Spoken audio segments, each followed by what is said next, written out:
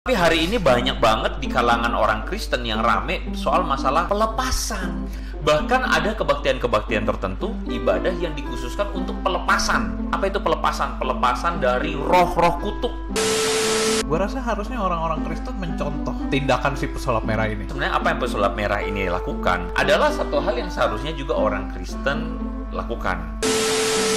Apakah mukjizat-mukjizat kesembuhan yang dilakukan oleh pendeta-pendeta zaman sekarang itu adalah mukjizat yang benar? Waktu kisah para rasul tuh banyak banget mukjizatnya. Apakah hari ini bisa terjadi lagi? I don't think so. Dan kita seharusnya menjadi Kristen yang dewasa.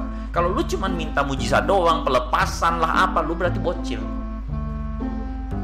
Dan pendeta yang cuma ngajarin pelepasan, mujizat, mohon maaf, pendeta yang memperlakukan jemaatnya bocil terus. Misalnya ya, gue doain lu Jul, dalam nama Yesus lu geter-geter. Hehehe.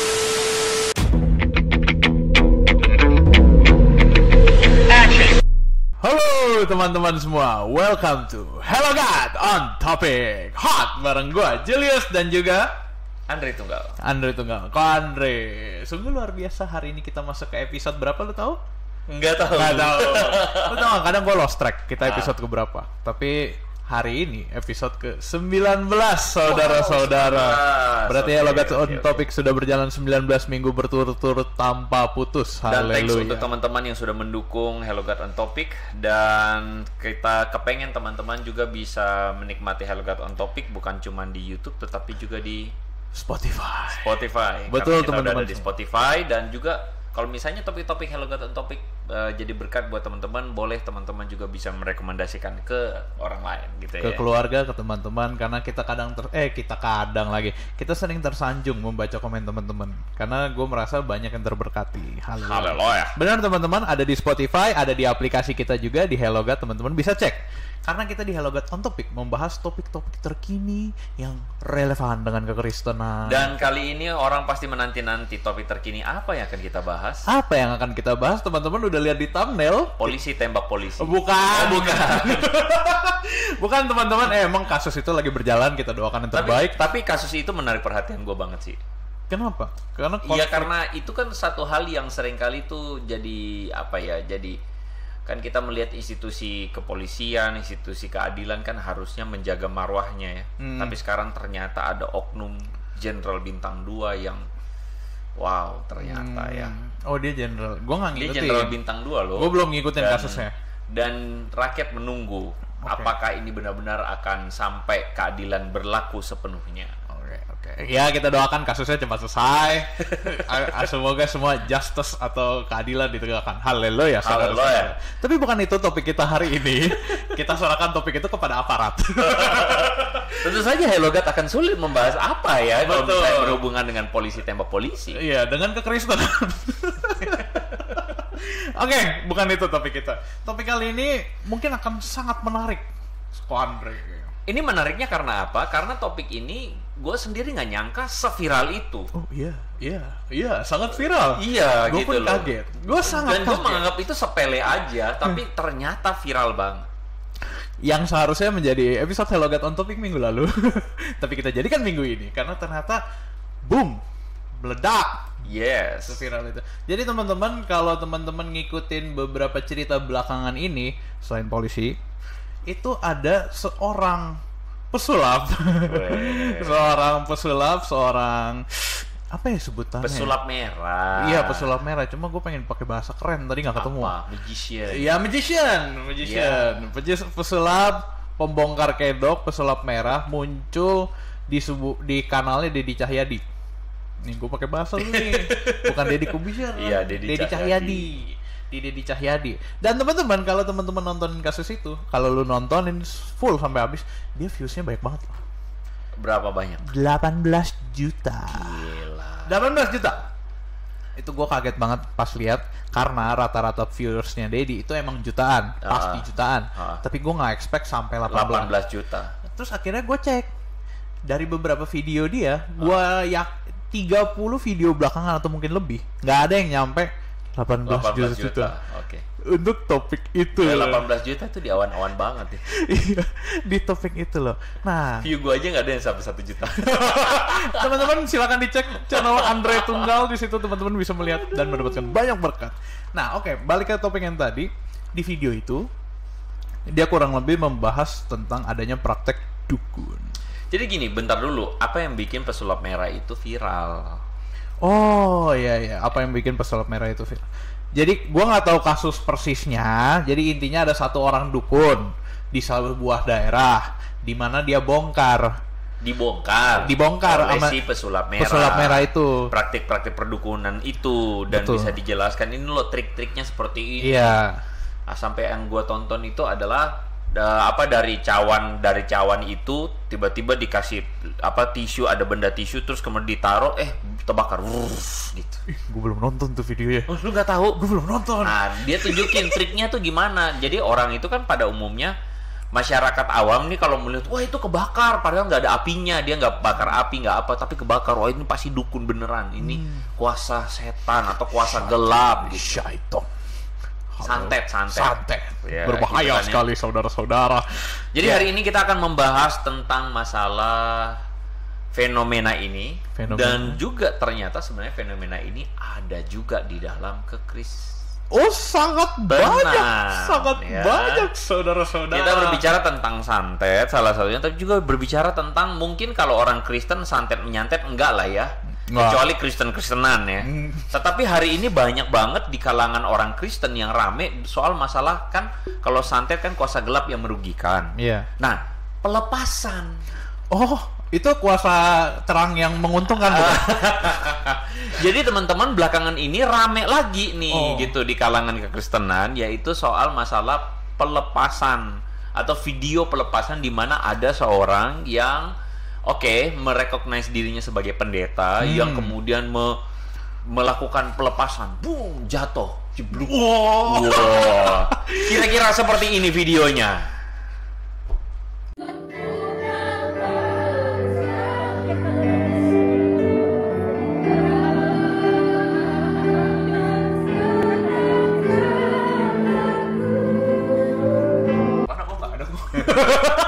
Available on iOS and Android. Adi tolong diedit ya. Adi kan cuti. Besok nih mau dia itu. Oh iya, dia udah masuk. Oh iya, ya ini teman-teman videonya. Nanti profil videonya. Iya. Lu udah kirim di grup kan? Udah. Nggak, intinya teman-teman mungkin sekarang udah lihat, kita udah lihat videonya. Gimana tanggapan teman-teman? Silahkan tulis di komentar tanpa menyinggung satu pihak manapun. Iya, jadi teman-teman video tersebut sengaja kita blur dan sengaja kita samarkan identitasnya karena kita sekali lagi tidak ingin bermaksud untuk mendiskreditkan satu dua pihak tertentu ya. Betul. Tetapi kita pengen membicarakan tentang hal yang seharusnya menjadi perspektif yang benar dari orang Kristen tentang hal fenomena ini. Kenapa kita hubungkan dengan pesulap merah? Karena pesulap merah memiliki praktek di bidang dia yang sama dengan kita. Kedoknya aja beda gitu. Tapi kemudian dia membongkar praktik-praktik yang katanya magic ya, ternyata itu adalah trik belaka. Oke, kita mulai dulu dengan pesulap merah. Jadi apa yang lu lihat dari pesulap merah? Menurut gue ini tujuan utama dia sebenarnya edukasi, which is baik. Dan gue baru tahu ya, ini menurut gue insight yang bagus. Tidak semua hal supernatural di dunia ini yang kelihatan itu harus dipercaya. Harus dipercaya sebagai supernatural. Betul, harus dipercaya sebagai supernatural. Tidak semua saudara-saudara, karena bisa dibongkar. Makanya, which begs the question, apakah mukjizat-mukjizat kesembuhan yang dilakukan oleh pendeta-pendeta zaman sekarang itu adalah mukjizat yang benar? Mukjizat apa dulu? Itu misalkan pala lu nih, terus ditoyor. Hati-hati lu jatuh beneran. Oh iya. Siapa tahu itu kekuatan lu, lu nggak tahu. Iya juga ya. Lu nggak sadar. Terus kemudian gue dapat karunia ya. Iya. Jul kasih jidat lu, gue jatuh. Iya itu. Benar, lu punya pengalaman kayak gitu nggak dulu? Pelepasan dan sebagainya. Jujur gue nggak pernah. Lu berasal dari gereja yang sangat flat sih. Enggak, gereja gue mungkin kurang percaya Roh Kudus. Gak boleh gitu. Gerejamu percaya Roh Kudus loh. Oh iya, bukan maksudnya mukjizat. Mau sampai kapan gitu? Ya itu maksud gue nggak pernah ngalamin lah. At least gue pernah lihat? Sering sekali. Gue pernah melihat sepatu Adidas gitu kan. Pernah lihat Adidas di atas kursi? Iya, pernah lihat gitu. Nah kan connect kan? Mungkin teman-teman yang nonton juga connect. Nah itu. Tapi video sepatu Adidas yang di atas kursi itu gue nggak nemu loh. Itu udah lama. Udah lama ya? Udah lama banget. Tapi lu ada videonya? Gue mau dong. Nggak ada. Abis ini kita cek bareng-bareng ya. Siapa tahu bisa ditampilin.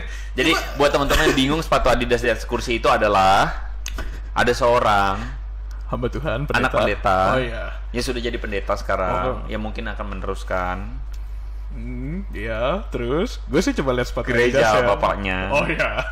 Yang mewarisi dan percaya akan yang namanya kesembuhan-kesembuhan begitu. Jadi dia menaruh sepatunya di atas kursi, lalu kemudian dia mengatakan berkhotbah ya dari orang yang menyentuh jubah Yesus, perempuan yang menyentuh jubah Yesus sembuh. Lalu kemudian siapa yang terkena sarung tangannya? Lupa deh. Sapu tangannya Paulus apa Petrus ya? Sembuh. Maka sepatu ini juga maka orang yang menyentuh sepatunya sembuh. Luar biasa. Jadi dia taruh sepatu di atas kursi, di atas altar, mimbar. Jadi orang rame-rame pegangin itu sepatu. Positive thinking. Siapa tahu pada saat itu Tuhan Yesus memakai sepatu itu bentuknya masih sama sampai sekarang. Gue mencoba untuk positif, serius. Hugo tolongin gue supaya gue positif. Gue tuh. Kurang ajar banget ya orang. Begini ya, gue memahami perasaan pesulap merah ya, yang membongkar praktek-praktek perdukunan yang palsu itu. Jadi perdukunan yang palsu yang menggunakan begini, terus kemudian menipu orang dan membuat atau memanipulasi orang. Dan tentu saja tujuan akhir dari praktek perdukunan itu apa? Apa tujuan akhirnya? Uang. Udah connect. Uang, tujuan akhirnya ya uang gitu kan. Tujuan akhirnya adalah cari uang, cari duit begitu, dan memanfaatkan rasa ketidaktahuan atau kenaifan, kepolosan warga, rakyat, ya kan? Dan akhirnya ujung-ujungnya ya tarif duit. Kalau di gereja ya ujung-ujungnya apa kok? Ujung-ujungnya apa kok? Ujung-ujungnya doa berkat. Tapi gini ya teman-teman, ini satu disclaimer bahwa begini, semangat dari Hello God on Topic adalah edukasi. Betul. Kita bukan semangat untuk menggosip, bukan semangat untuk apa, tapi semangat edukasi. Kenapa? Karena kita kepengen teman-teman yang mendengarkan Hello God on Topic juga terdidik, jadi pinter, jadi cerdas. Dan kita bukan jadi orang Kristen yang asal percaya sesuatu yang keliru. Kita melihat fenomena yang terjadi sekeliling kita dengan perspektif yang benar, dan kita jadi bijaksana dan jadi growing. Jadi itulah semangatnya Hello God, dan untuk itulah kita perlu membahas tentang masalah pelepasan-pelepasan, terutama soal masalah kutu-kutu keturunan ini. Jadilah kritis bukan skeptis. Asik. Kata-kata lu bijak banget hari ini. Oh iya dong, itu justru kalimat yang udah gue pegang-pegang. Oh pegang, kapan? Iya, sampai hari ini akhirnya baru keluar setelah 19 episode. Kritis bukan skeptis. Asik. Jangan gak percaya, tapi pertanyakan. Balik lagi ke yang tadi, Koko Andre, mukjizat kesembuhan, praktik-praktik kekristenan yang mungkin tidak biasa dan tidak usual di gereja-gereja yang ada di Indonesia, mungkin di dunia. Apakah itu benar?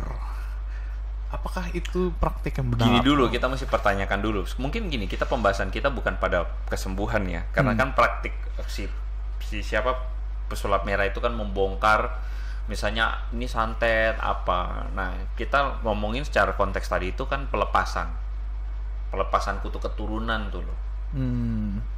Jadi selama ini keturunan kita tuh dikutuk gitu maksudnya. Iya, jadi karena gini, mungkin lu nggak punya pengalaman, gue punya. Wah, gue suka nih yang gini-gini. Gue punya karena apa? Karena gue kan cukup lumayan punya pengalaman di berbagai jenis gereja.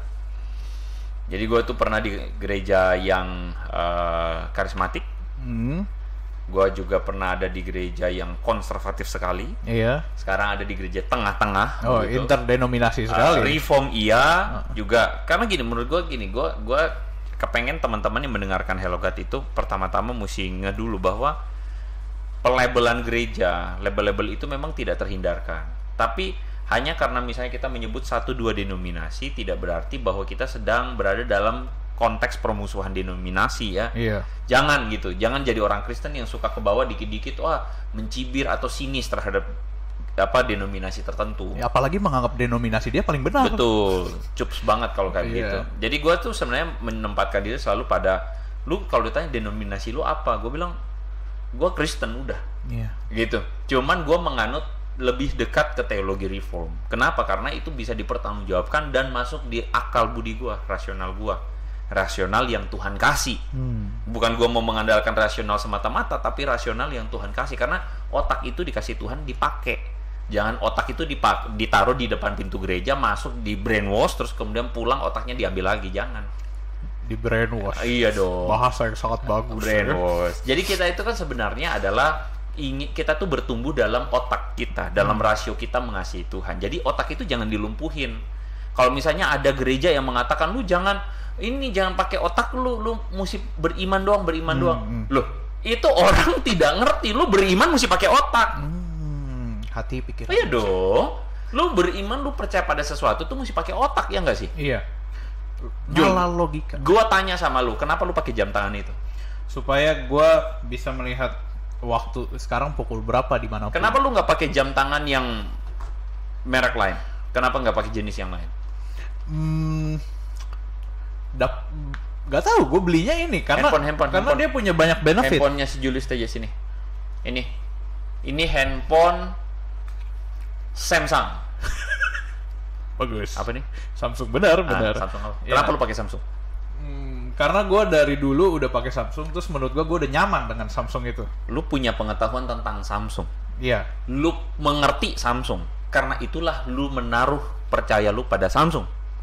That's the point. Lu nggak bisa nggak punya pengetahuan apa-apa, tapi lu pokoknya gue maunya HP ini. Lu takut amat tuh HP punya gue banget. Itu kan properti taruh lagi. Iya. Lu nggak bisa nggak punya pengetahuan apapun tentang itu, lalu kemudian lu memilih untuk pokoknya gue percaya aja. Itu namanya bodoh. Dan gue nggak kepengen sebenarnya orang-orang Kristen itu bodoh. Betul. Kritis bukan skeptis. Asik. Tapi balik lagi ke pesulap merah. Gue rasa harusnya orang-orang Kristen mencontoh tindakan si pesulap merah ini. Mungkin sebenarnya ya gue setuju bahwa sebenarnya apa yang pesulap merah ini lakukan, mumpung viral ya, adalah satu hal yang seharusnya juga orang Kristen lakukan. Maksudnya adalah cobalah jangan pernah menjadi orang Kristen yang istilahnya naif dan mudah dibodohi. Gitu. Ketika ada seorang pemimpin agama atau pemuka agama yang kemudian mengatakan, wah ini ibu gak kaya-kaya, pasti ada kutuk ekonomi ini. Wah gitu. Jadi ada miskin nih, atau ada santet yang dikenakan ke ibu sampai ibu itu nggak kaya-kaya. Ada ya? Ada ya? Gue kaget. Nah, kan gue bilang tadi, gue ada berasal dari gereja yang bermacam-macam denominasi. Ya, gue udah lewatin semuanya, gue udah punya pengalaman, dan gue menemukan ada banyak sekali. Bahkan ada kebaktian-kebaktian tertentu, ibadah yang dikhususkan untuk pelepasan. Itu namanya pelepasan. Apa itu pelepasan? Pelepasan dari roh-roh kutuk. Roh-roh jahat. Oh gitu. Roh kutuk apa? Kutuk ekonomi. Jadi lu miskin terus, lu usaha jadi bangkrut, coba lagi bangkrut lagi, lagi bangkrut lagi gitu. Oh itu kutukan. Berarti dulu Thomas Alva Edison waktu menemukan lampu pijar yang katanya 1000 penemuan, berarti dia kena kutuk dulu. 999 kali kena kutuk, baru dia temukan itu. Pelepasan dulu. Puji Tuhan. Maksudnya fenomena itu adalah fenomena apa sih? Itu fenomena-fenomena cocok logi yang ada dalam kekristenan. Dan itu nggak boleh. Kayak gitu. Dan masalahnya adalah banyak orang Kristen melakukannya. Nah, misalnya lu nggak misalnya lu sampai sekarang susah dapat pacar, lu itu ada kutuk gitu kan ya. Gua tahu sih, kayak gue sekarang susahnya susah kurus. Ada kutuk. Kutuk sampai lu susah gemuk. Susah kurus. Susah kurus, kutukan saudara-saudara. Ini banyak fenomena ini. Bahkan ada yang suka panggil, "Pak, saya mau pelepasan." Bahkan dulu misalnya ada orang dari non-Kristen ya. Jadi Kristen. Bentar. Jadi Kristen nih. Jadi orang percaya kan, masuk gereja. Terus kemudian bilang, wah nggak cukup kamu cuman terima Yesus. Kamu mesti pelepasan. Ada yang ngomongin seperti itu, luar biasa. Iya, karena apa? Dari nenek moyang kamu itu dulu ada melakukan praktek perdukunan. Jadi melakukan praktek perdukunan, kamu gini. Jadi dalam tubuhmu itu ada guna-gunanya. Banyak ya zaman Coba lihat, itu adalah praktik sinkretisme Apa itu sinkretisme? Sinkretisme itu adalah penggabungan unsur teologi dan budaya setempat yang sifatnya keliru. Dan tidak seharusnya. Gini, budaya setempat boleh, ada nggak budaya yang benar? Ada. Teologi mengadopsi bagus nggak? Bagus. Tetapi ketika budayanya salah, misalnya, sama teologi digabungin, itu jadi salah. Rusak. Sinkretisme namanya. Sinkretisme, oke. Sinkretisme. Nah, kok di antara lu semua kasus terabsurd yang pernah lu hadepin tuh gimana tuh? Dari tadi lu ngomong soalnya. Jadi satu kali ada satu teman, ini gue di gereja, satu teman ini nih dia baru percaya. Tapi kemudian dia merasa begini, aduh, aku kok merasa gini ya sama pembina rohani. Dia bilang kayak apa ya? Kayaknya hidup dia tuh belum ada damai. Sama pembina rohaninya dibilang, wah ini mesti pelepasan. Dia lakukan sebuah ibadah pelepasan. Wah, waktu ibadah pelepasan itu gue masih remaja ya. Oh, gue masih kayak remaja sama kayak remaja begitu. Terus kemudian atau pemuda lah. Terus kemudian terjadilah waktu nyanyi ini perempuan histeris. Dia histeris, dia kayak terbawa, dia histeris. Wah, langsung semua kaget kan. Wah, langsung di pinggirin tuh kursi, dia guling, bum, langsung wah ini pelepasan, pendetanya langsung wah kayak gitu. Wow. At the time, yeah. Semua orang merasa bahwa itu pelepasan. Dan gua pun pada saat itu merasa bahwa itu pelepasan. Terus si wanita ini gimana nasibnya waktu itu? Setelah dia guling-guling di lantai. 2-3 pertemuan gitu lagi. Oh, belum damai. Belum damai. Lo dari tadi ketawa-tawanya gini. Mungkin teman-teman langsung yang menonton ini merasa bahwa ih gila, si Ko Andre kok kayaknya ini banget ya, maksudnya sinis. Sekali lagi gue nggak sinis. Gue tuh cuman mengajak teman-teman untuk being critical atau kritis dalam banyak hal gitu. Nah, lalu kenapa Ko Andre waktu itu merasa bahwa kok percaya itu pelepasan? Ya karena gue belum bertumbuh pemikiran gue. Pemikiran gue belum bertumbuh, gue belum belajar firman dengan benar, belajar firman dengan lebih baik gitu kan. Jadi gue cuman mengambil jalan pintas. Nah ini penting nih ya. Seringkali orang tuh melakukan jalan pintas. Contoh. Misalnya gue pergi kerja. Iya. Hari ini datang ke kantor Heloga. Betul. Tapi di tengah jalan ban lu pecah. Ban lu pecah. Oh, iya. Lu ke pinggir jalan. Aduh, apes banget gua ya. Terus kemudian lu merasa, iya ya, pagi ini gua belum doa. Makanya ban gua pecah. Itu namanya shortcut. Oh, jadi lu menghubungkan ban pecah dengan tidak berdoa. Sama kayak lu menghubungkan minggu ini nggak bakal hoki nih kalau nggak persembahan. Betul. Itu namanya cara pikir shortcut yang gampang sekali dimanipulasi oleh pemuka-pemuka agama yang memanfaatkan kenaifan atau cara pikir shortcut yang dipunyai oleh manusia hari ini. Tapi padahal waktu ban lu pecah, gue yakin 100% Jul, gue udah bilang lu waktu itu, Jul, ban lu tipis, harus dipuk. Lu udah ganti belum bannya? Udah. Lu ganti di mana? Hah? Ganti di mana? Di bengkel. Gua nggak tahu apa ban gitu. Dekat rumah. Nggak sedekat itu, tapi dekat. Oh, pokoknya lu lewat lu ganti. Ganti, udah. Ban yang tipis itu kan? Iya, ban yang tipis. Abis ini boleh dicek. Kalau Julius Teja bannya pecah, bukan berarti karena lu nggak doa, tapi karena memang ban lu udah tipis. Gitu loh, Jul. Iya. Gue pernah sekali, gue rapat gereja, karena waktu itu kan ada mau apa. Gue parkir nih, pas gue pulang, kesel gue, kenapa? Ban gue kempes. Paku. Gue ganti dong sama ban cadangan, Jul. Gue ganti sama ban cadangan, gue masukin itu. Terus kemudian besoknya atau lusanya gue tambal itu ban, kembalikan. Waktu gue tambal, guess what? Di ban cadangan gue kena paku lagi. Kurang apes gak? Apes, kurang beriman. Terus kemudian gue berhubungkan dengan apa? Wah, hari Minggu ini, bulan ini gak bayar per puluhan. Kan masa begitu? Iya. Nah, itu kan shortcut. Itu cara pikir shortcut yang keliru. Dan itu seharusnya gak boleh orang Kristen punyai. Berarti banyak ya gereja-gereja yang sampai sekarang mengadopsi itu, tapi nggak sadar. Ada yang sadar mungkin, ada yang nggak sadar. Iya, gue rasa. Yang sadar biasanya kan mengkritisi, tapi karena memang secara komunal itu atau lingkungan gerejanya percaya semuanya begitu, dianggap orang ini nggak beriman. Payah kan? Payah. Kacau. Dan sekarang pertanyaan gini, kita pertanyakan motif. Apakah pemimpin agamanya bermaksud memanipulasi? Tunggu, gue yang jawab. Saya merasa bahwa kemungkinan besar tidak secara langsung. Iya dong, tergantung gerejanya. Tapi ada juga yang mungkin berencana. Karena gue pernah dengar sebuah kasus lucu nih. Ada sebuah hamba Tuhan seorang hamba Tuhan.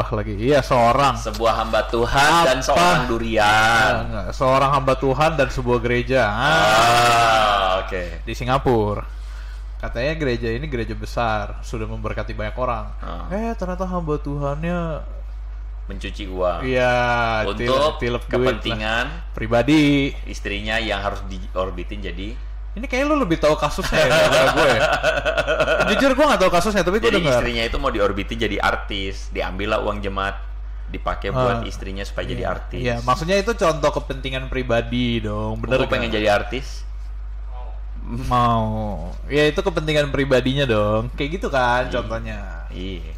Nah tapi gue rasa sih sebagian hamba Tuhan juga ini bukan gue berusaha positif bahwa mereka mungkin tidak bermaksud menipu jemaatnya. Tapi mereka tertipu dengan cara pikir yang salah. Jadi mereka itu juga delusi. Mereka percaya hal yang salah dan mereka membuat jemaatnya juga percaya apa yang mereka percaya yang salah itu. Diri sendiri ketipu. Dia sendiri ketipu atau dia sendiri tidak belajar dengan baik, akhirnya dia mempercayai hal yang tidak benar itu, tapi kemudian dia tularkan lagi kepada jemaatnya. Sebelum ini kita mulai podcast ini, gue pelajarin dulu itu khotbah-khotbah yang gue udah lama nggak denger ya. Karena dulu waktu remaja pemuda gue suka tuh denger khotbah apa, pelepasan kutuk, santet, itu gue suka denger. Kenapa? Karena wah kayaknya kan fascinating ya. Daripada lu dengerin khotbah Paulus menuliskan kepada jemaat Korintus, aduh bosan saya kan gitu kan ya. Tapi kalau lu ngomong tentang santet, dukun gitu, pelepasan, kutukan ekonomi, waduh, itu kayaknya kita seneng banget dengernya. Dan gue tadi barusan denger lagi, gue dengerin, oh ya kalau santet katanya nih ya, santet, kalau misalnya santet untuk membunuh misalnya dengan bunyi ledakan di atas, apa kayak ada barang jatuh di atas rumah, duar gitu, katanya. Oh itu tipe-tipe orang-orang? Ada. Jadi ini ceritanya mantan dukun yang jadi pendeta sekarang. Jadi dia bawain ilmu-ilmu dukunnya disambungin ke teologi. Nah ini sudah mulai. Ada dukun yang jadi pendeta, luar biasa. Pertobatan bukan? Lu nggak tahu? Gua nggak tahu. Aduh, gila, buta sekali saya tentang hal ini. Anda ini. Nah, ini ada dua kemungkinan berarti. Satu, gue tidak mendengarkan khotbah itu. Dua, gue jarang ke gereja. Enggak ya, saudara-saudara nggak. Tolong ya. Keluarga Hello God gak boleh jarang ke gereja. Oh iya betul. Bertobatlah. Iya betul sekali. Enggak, bukan itu konteksnya, gue bercanda. Jangan-jangan beneran? Enggak. Keluarga Hello God gak boleh absen di KP ya, Komisi Pemuda. 2 kali lagi. Iya kebetulan Komisi Pemuda sebulan sekali. Oh sebulan sekali. Ya sangat susah untuk tidak dihadirkan. Hadir selalu. Balik ke topik ini, gimana tadi? Dukun jadi pendeta. Jadi kalau misalnya nanti kutuk untuk bunuhin orang itu katanya ada benda jatuh di atas atap, duar gitu. Tapi ternyata dicek nggak ada bendanya. Terus kemudian kutuk yang katanya kalau untuk bikin miskin ya, bangkrut itu terdengar kayak bunyi ada sesuatu pasir ditabur di pinggir jendela sama pintu kan. Pas dicek nggak ada apa-apa. Boleh nggak gue minta 2 terus, itu? Sebentar, simpan ya. Gue simpan. Terus kemudian ada nih jemaat yang bertanya nih sama si pendeta. Jadi sesinya tanya jawab, jemaatnya bilang, "Pak, ini toko saya sepertinya sepi ya belakangan karena saya yakin ini ada yang kerjain saya. Saya sudah panggil pendeta untuk mendoakan, udah diolesin minyak urapan. Tapi toko saya kayaknya sepi-sepi juga, Pak. Oh iya. Apa yang salah?" Sama pendetanya bilang, "Wah, salahnya satu. Anda ingat ada minyak, ada anggur. Jadi harus pakai anggur juga. Jadi mesti jalannya dibuka pakai anggur." Ya. Dalam hati saya, waduh, ayat dari mana itu? Itu coba cek dulu di firman Tuhan itu, dasar firman Tuhannya apa itu? Itu Alkitab postmodern. Jadi kelihatan bahwa maksudnya model-model kayak begini itu memanfaatkan cara pikir. Sorry ya, mohon maaf kalau gue pakai kata cara pikir primitif kita soal spiritualismenya kita, karena orang Indonesia itu sangat klinik banget, spiritualistik sekali. Jadi apa-apa itu dihubungkan dengan apa? Wah, dihubungkan dengan roh jahat, dihubungkan dengan kuasa setan, kuasa gelap. Kalau lu kesandung itu ada kuasa setannya, ada jangankan itu, lu bangun badan lu biru, ada biru di sini. Ngomongnya apa? Aduh, gue dipegang sama setan nih malam. Betul kan? Tidur. Gue pernah begitu?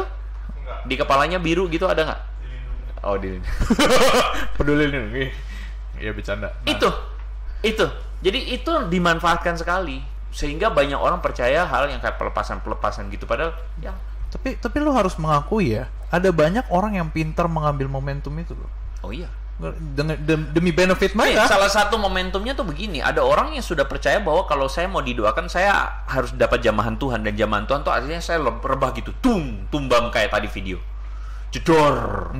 Padahal apa itu ditoyor-toyor doang, dan ditoyor-toyor doang itu orangnya juga mau banting ya udah jatuh. Iya. Lu pernah punya teman yang ditoyor-toyor nggak jatuh nggak? Nggak, tapi gue pernah datang. Gue pernah di sebelah gua. Ini beneran di sebelah gua. Gue pernah, jadi kayak didoain orang-orang yang percaya Tuhan Yesus maju ke depan, gue maju. Terus itu rame kok. Terus rame, gue maju kan. Lu ditoyorin nggak? Ih, ditong gitu, terus gue monyong gitu. Abis ditong gitu kan. Cuma gue tetap doa, ya Tuhan ampuni saya, barusan saya ngomong monyong. Teman kamu ini tolong diurus dulu ya. Tolong dibaptis ulang. Sabar, belum kelar. Oh, belum. Sebelah gua. Ditoyor juga. Gue inget banget dia pakai sepatu putih. Entah kenapa sepatu putihnya gue inget. Karena dia beneran jatuh. Ditoyor terus jatuh. Tapi nggak ada yang lihat dong. Semua tutup mata.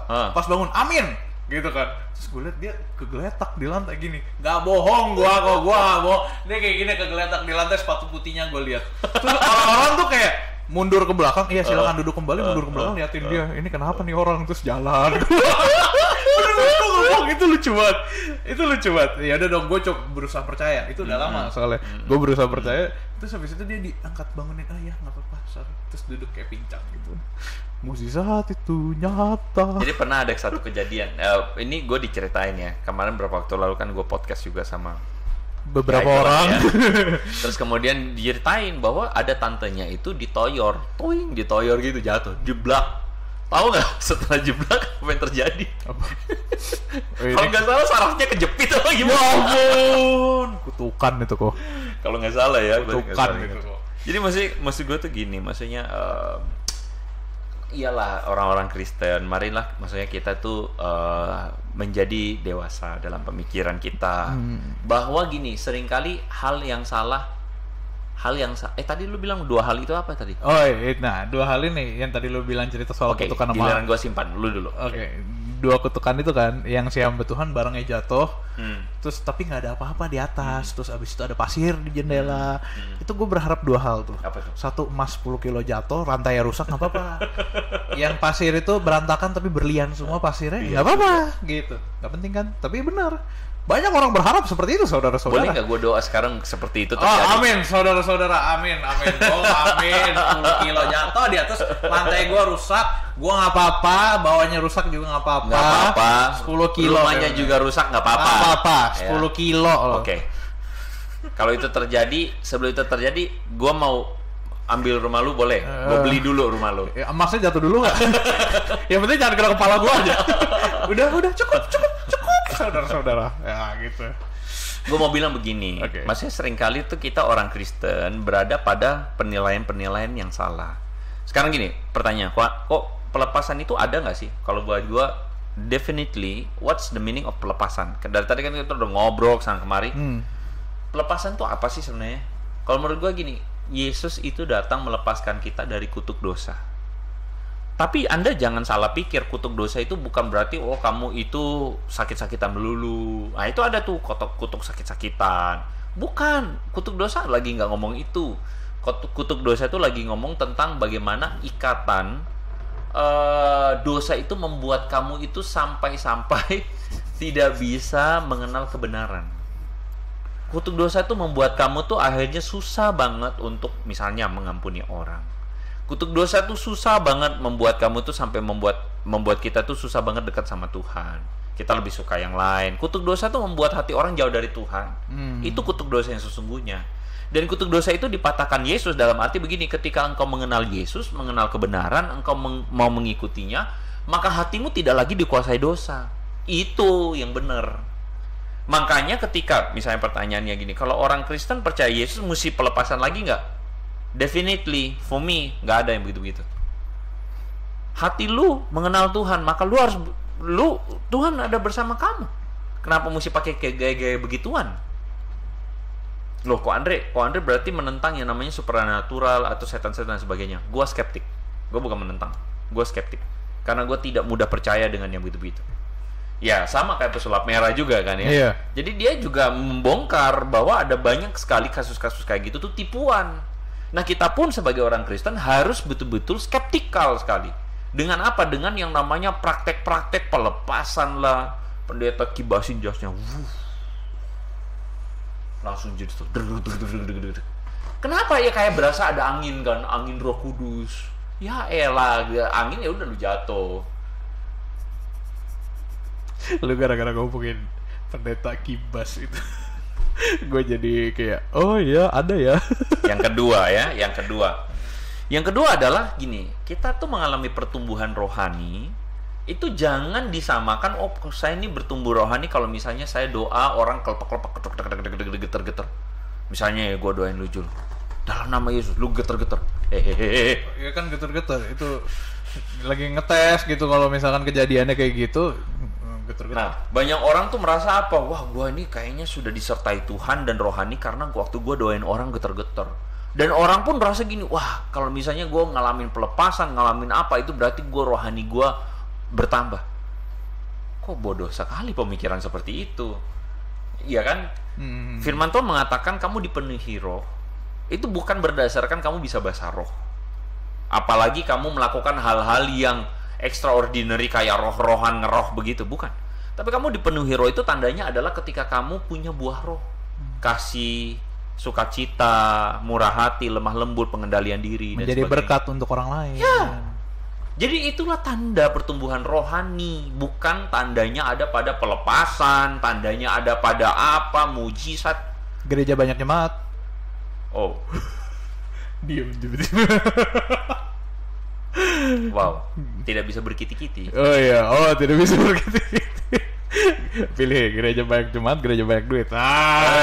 Lu pilih nanti. Tapi gara-gara lu ngomong tadi, lu udah ngomong bahasa roh ya. Gue jadi inget, kapan-kapan kita bisa bahas tuh secara spesifik satu episode tentang bahasa roh. Tentu saja karena penasaran. Saya ingin mengetahui apa itu dan bagaimana cara kita bisa punya karunia itu. Atau mungkin beberapa orang kan punya karunia itu, kita tidak tahu.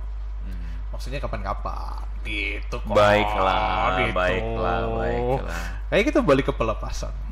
Kadang gue mikir, berarti kalau kita bisa ngomong tiap gitu, hari gue pelepasan. Ini gue tahu nih pelepasan apa nih yang lu maksud. Gue gak mau tertipu. Dan saat pelepasan itu paling indah emang. Ada saya kayak rasa plong, enak banget. Gue tahu tuh pelepasan di ranjang. Kok diranjang? Ya kan lu rebahan sehari abis hari yang berat. Ya lu nggak satu frekuensi sama gua. Ternyata beda ya? Beda. Itu gua tiap pagi, gua bukan bilang tiap malam. Gua pikir-pikir dulu nih pelepasan apa. Maksud lu kan istirahat ini kan? Iya, istirahat di ranjang. Lu melepas lelah kan? Betul. Enggak, gua nggak melepas lelah. Kok pipis? Terima kasih reportnya. Bagus. Tapi menuju ke sana sih. Gua ngerti sekarang. Aduh, suara gue gede tuh barusan. Tapi gue ngerti sekarang maksud tuh pelepasan tiap pagi. Ya, enak kan? Perut gue jadi ringan. Enak bener.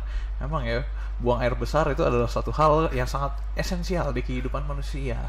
Nah, balik tadi ke yang gue mau bilang. Ini agak menyinggung mungkin ya. Kalau kita bisa bilang pendeta atau hamba Tuhan yang punya apa sih namanya, yang ngomong soal pelepasan gini-gini, bukankah berarti sampai saat ini kesannya adalah jemaat kita tuh, sorry agak kata kasar, bodoh. Naif. Kalau gue bilang tuh jemaat itu naif. Jadi naif tuh gini, bukannya jemaat itu apa ya, tapi maksudnya ya orang naif itu bodoh, quote and quote ya. Bodoh itu karena apa? Dibodohin. Naif. Jadi naif itu karena apa? Tidak mampu melihat yang benar, tapi kemudian percaya aja. Nah itu keliru banget. Keliru banget. Gua tadi sempat beberapa kali cek. Tau nggak di Alkitab tuh ada beberapa praktik ini. Perdukunan atau apa gitu. Di Kisah Para Rasul. Ternyata gue cocok ya. Di Kisah Para Rasul beberapa ayat dan beberapa kisahnya adalah seseorang Timotius. Betul gak guys? Timotius atau Filipus datang ke sebuah kota memberitakan Injil firman. Tapi di kota itu ada satu orang yang jadi panutan namanya Simon. Si Simon. Kok jadi Timotius sih? Gue lupa pokoknya di Kisah Para Rasul. Ya Paulus mungkin. Pokoknya dia datang ke kota. Penyerap tenung. Ada ini jin, dukun gitu yang tanda kutip dilihat orang-orang di situ. Terus ketika mereka datang dengan firman Allah, si dukun ini kayak berusaha untuk beli.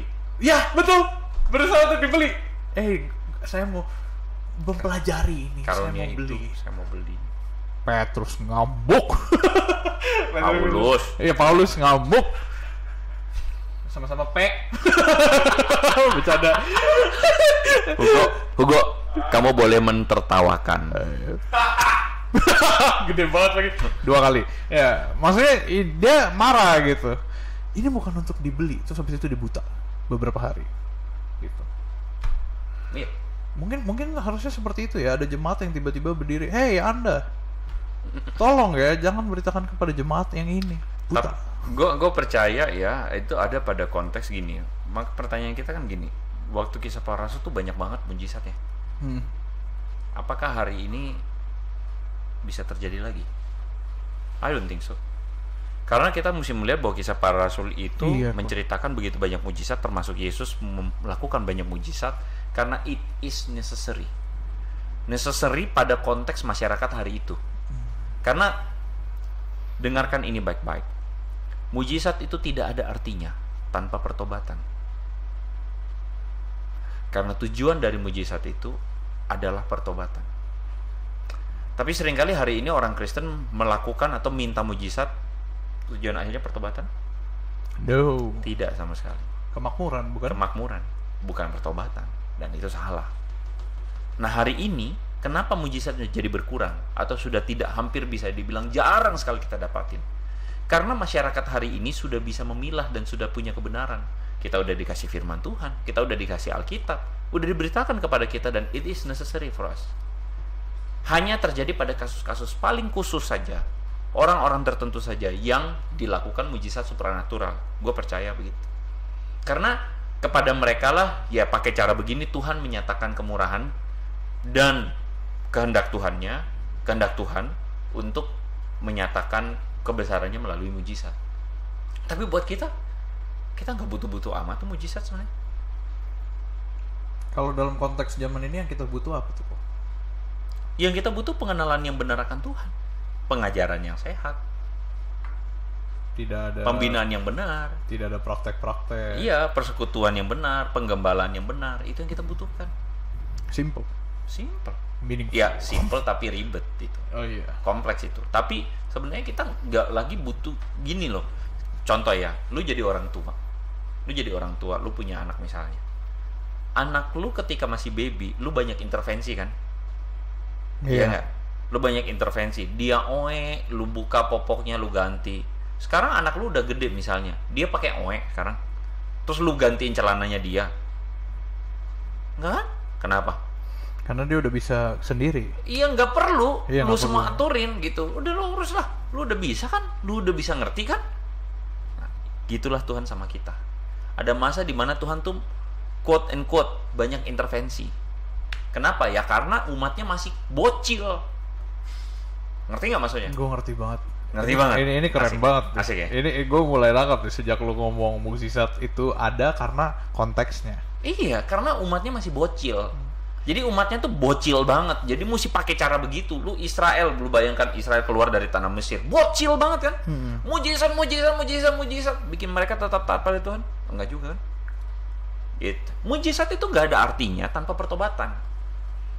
Gitu. Nah sekarang udah jarang mujizat. Kenapa? Ya karena kita udah dewasa.